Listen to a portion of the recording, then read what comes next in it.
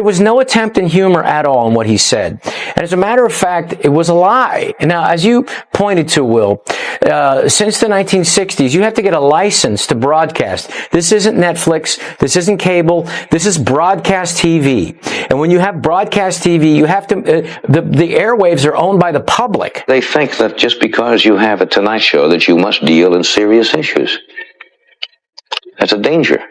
It's a real danger. Once you start that, you start to get that self-important feeling that what you say has great import. And, you know, strangely enough, you could use that show as a forum. You could sway people. Strap in, because this one's brutal. Rob Schneider just waded into the Jimmy Kimmel mess, and he didn't come with hugs.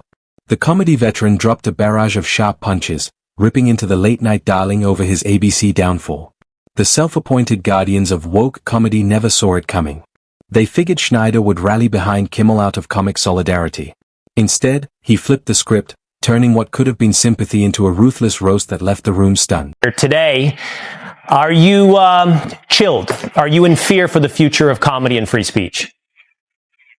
Well, Will, first of all, I woke up this morning to the incredible shock that apparently TV shows are not guaranteed in our Constitution. I mean, wow. So that was... Schneider came out swinging.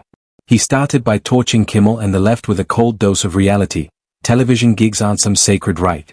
The Constitution doesn't guarantee anyone a primetime slot, no matter how much the woke mob screams free speech. Then Schneider twisted the knife with razor-sharp sarcasm, pointing out the obvious. Your First Amendment protects you from the government, not from your employer deciding you're tanking their brand. Translation? If you want to rant unchecked and still collect a paycheck, you'd better buy the network yourself. Until then, the bosses call the shots. And Schneider wasn't finished. He had even more firepower loaded and ready. Second, I'm still waiting for the left, the liberals, to get outraged about Roseanne getting fired for her free speech. And then I'm also waiting, I've been waiting a long time for the left and the Democrats, especially the Democrats on Capitol Hill, with the Twitter files that released that the Biden-Harris administration was actually using the government to pressure Facebook, Instagram, and YouTube, and especially Twitter to actually censor actual Americans through the government. Rob didn't let up. He went straight for the jugular with another scorching reminder. Where was all this moral outrage when Roseanne Barr got the boot from ABC for her Valerie Jarrett comments? Nowhere. The left shrugged, maybe even celebrated. But suddenly, when it's Jimmy Kimmel on the chopping block, the same crowd is wailing about unfairness. Schneider wasn't excusing Roseanne's remarks, he made it clear they were wrong, but he was spotlighting the glaring double standard. You can't cheer when a network axes someone you despise and then cry foul when the axe swings toward your own camp. Rob's message cut clean. If you don't apply the same rules across the board, it's not principle, it's politics. And in his hands, that hypocrisy became the deadliest punchline of all. Really important, because what happens is you have to make money, or you have to do something of value so that you can get something in return. Now, the interesting thing is, it's false advertising, because honestly, look, Jimmy Kimmel can be funny, and I don't mean to take anything away from that, but the fact of the matter, can you remember a political joke that went viral, what was something really funny of his? There was no attempt in humor at all. Rob took it even further, reminding the woke brigade of their own history. He pointed out how Biden and Harris leaned hard on social media giants, pressuring platforms to muzzle certain voices. Think back to the showdown with Elon Musk. What started as government pressure ended with Musk buying Twitter outright. Or look at Meta, where fact-checkers were enlisted to suppress or flag content the establishment didn't like.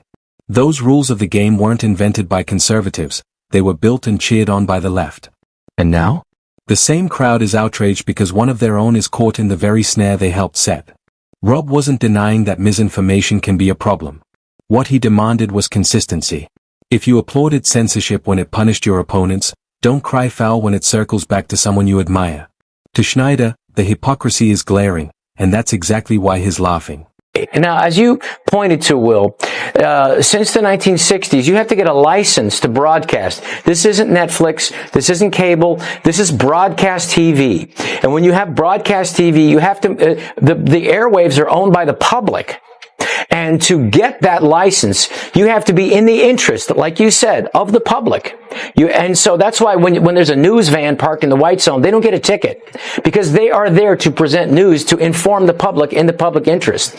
So what happens is 25% originally was supposed to be the news to inform it, just to get that license. So when you absolutely lie to the public. And that's the part the woke mob refuses to grasp. Jimmy Kimmel isn't some martyr of censorship. He wasn't silenced for daring to speak truth. He misled millions on a mainstream network. That's not bravery, that's recklessness. No one forced him to crack that joke. No boss shoved him into controversy. He had every opportunity to fact-check or steer clear, but instead he went for the cheap laugh, the partisan swing, and rolled the dice on his own job. When you knowingly peddle misinformation, you don't just hurt your reputation, you undermine the trust of the very network signing your checks. That's not a free speech issue, it's accountability. Rob's message cut through the noise. Kimmel didn't get taken down by some shadowy cabal. He took himself down.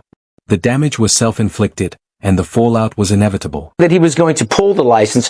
He was going to give them a warning and ask for an apology, if what I understood on the Benny Johnson show. And so that's not the government doing it. And when 246 different stations around the country say we're no longer airing this, it's because they heard from their consumers. They heard from their customers. And they said, that's it. We're not doing it. And so Nexstar, who was a great guy over there, Sean Compton, said, that's it. He's the CEO, and said, when we have complaints like this, and none of the channels. Rob dismantled yet another narrative, the claim that Jimmy Kimmel's firing was some grand government takedown. Schneider called that pure fiction. The reality?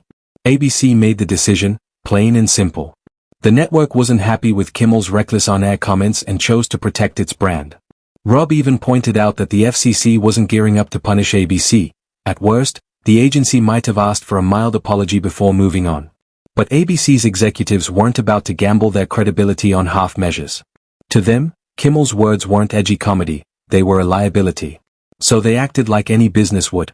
They cut their losses. No shadowy censorship. No political witch hunt. Just the corporation defending its reputation. Rob's bottom line was crystal clear. Kimmel's crash wasn't engineered from the outside. It was the collision of his own choices with ABC's business in defense of people who can get absolutely entrapped into this political echo chamber.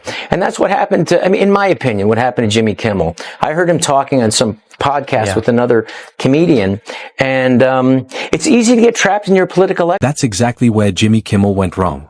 What began as harmless digs at Trump and MAGA turned into something much bigger, and far uglier. At first, it was quick punchlines, easy applause lines that his audience ate up. But before long, he wasn't joking anymore, he was echoing the same talking points you'd hear on partisan cable news. The deeper he leaned into that echo chamber, the more his comedy lost its edge. Instead of sparking conversation, he shut it down. Instead of curiosity, there was condescension. Instead of balance, there was bias. Kimmel stopped being a comedian who could make anyone laugh and morphed into a predictable partisan voice speaking only to one side. And that shift didn't go unnoticed. He didn't lose his spot because of one misstep, he lost it because he traded comedy for politics, and the audience eventually tuned out.